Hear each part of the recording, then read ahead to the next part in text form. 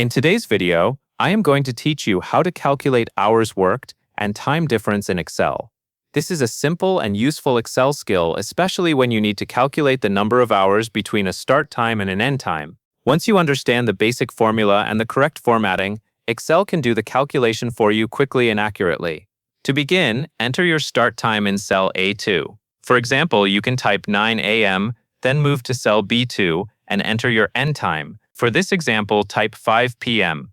These two cells will represent the beginning and ending time of the work period, or any time range that you want to measure. Next, click into cell C2. This is where you will calculate the time difference between the two values. In cell C2, type the formula equals B2 minus A2.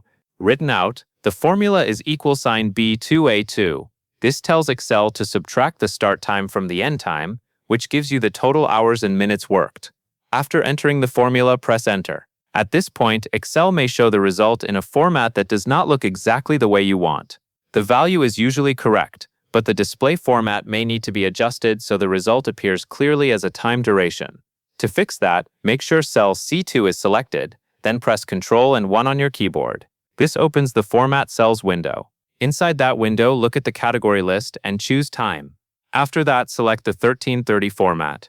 This format is helpful because it displays time in a clear hours and minutes style. In this example, the result will appear as 8 o'clock, which means 8 hours.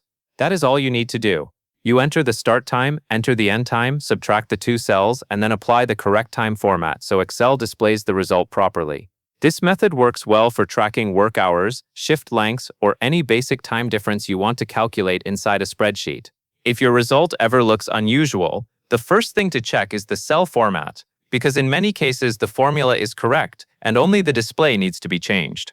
Once the format is set, the calculation becomes very easy to repeat for other rows as well.